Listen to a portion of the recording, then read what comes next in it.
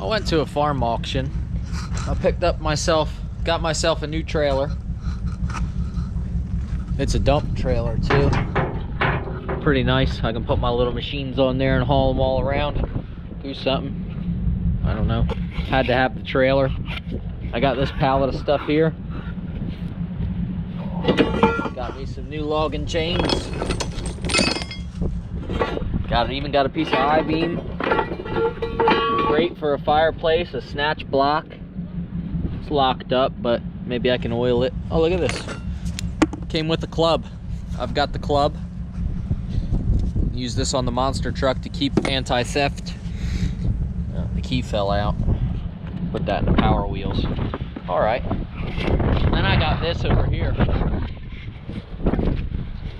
I don't know what this is. Maybe you do. But I had to have it. No idea what it is or what it does. But I like that piece of I-beam under there. The bottom mount for it and the legs. I'm gonna have to make one for this side. Or mount it somewhere else. I don't know what it does or what it used to do. Got cutting teeth here. It's a shroud. It's got blades. I have no idea what this thing is. I think it was made in New Jersey. I don't know. The drive shaft has now been installed, and it's almost time to take it for a ride. But first I need to address something. I've got some shingles blowing off the roof. And I suppose I should climb up there and nail them back down before the rain comes so that nobody gets wet. But I really would like to drive this first. I don't usually fix anything until it's broke. And at the moment, my roof's been trying to blow off. So I guess I've got to go up and address it.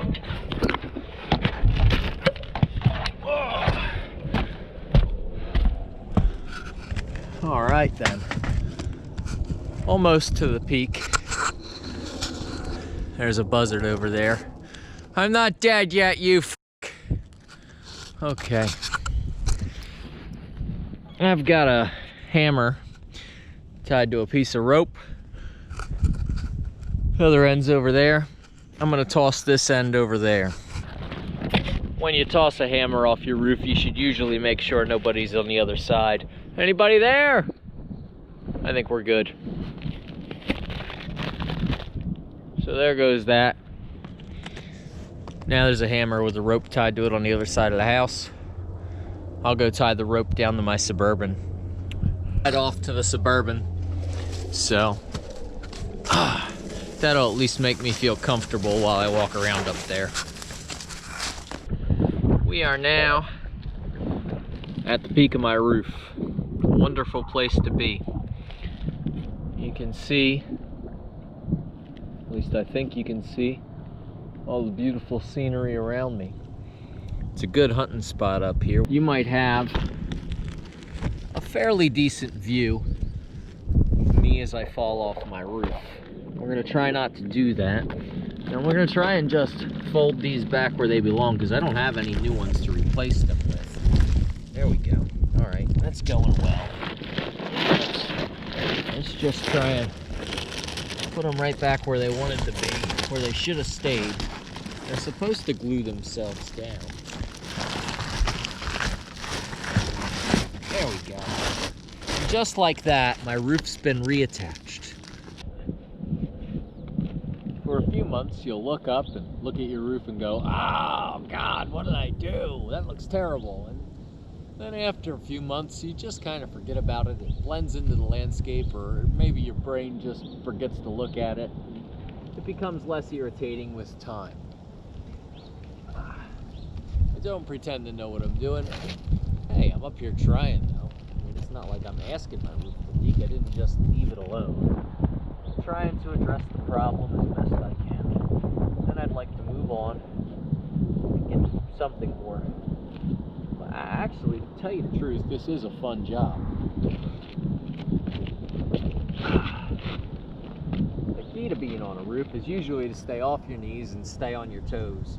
I'm gonna rest on one knee for a moment, just kind of hang out. I think everything will be okay.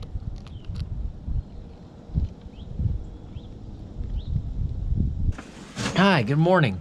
It's colder than a witch's out here today. I'm gonna try and start this old Cummins engine up and test this transmission. I'm just gonna test a couple of things before I pull it out of the barn and try and unload it from the trailer.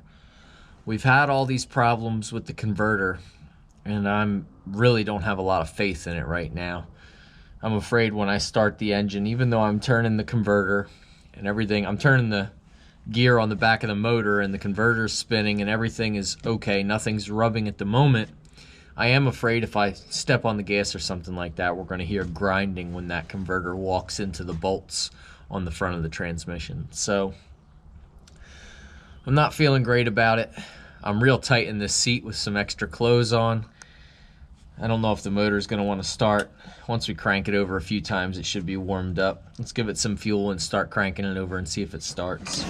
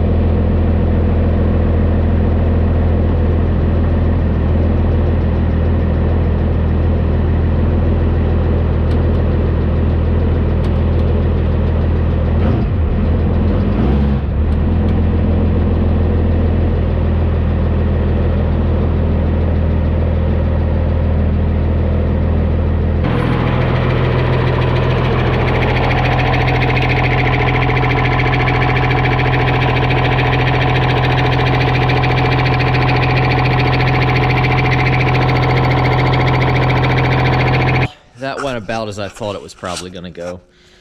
That's why I didn't put any of my tools away before I tested it, because I had a pretty good idea it wasn't going to work.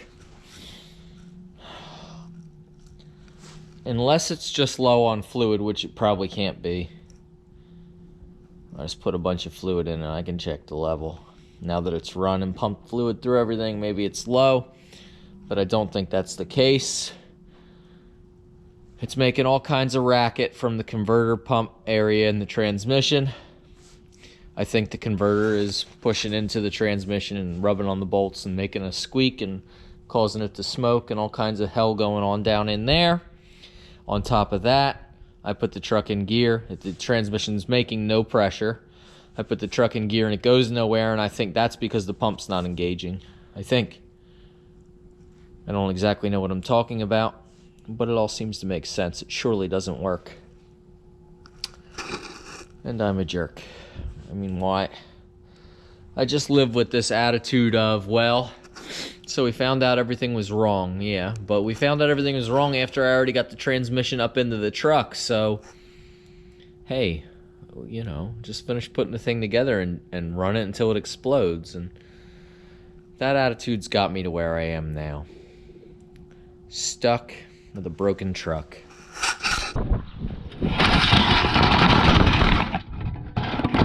Hey, that was a pretty good catch. You almost slid off my roof.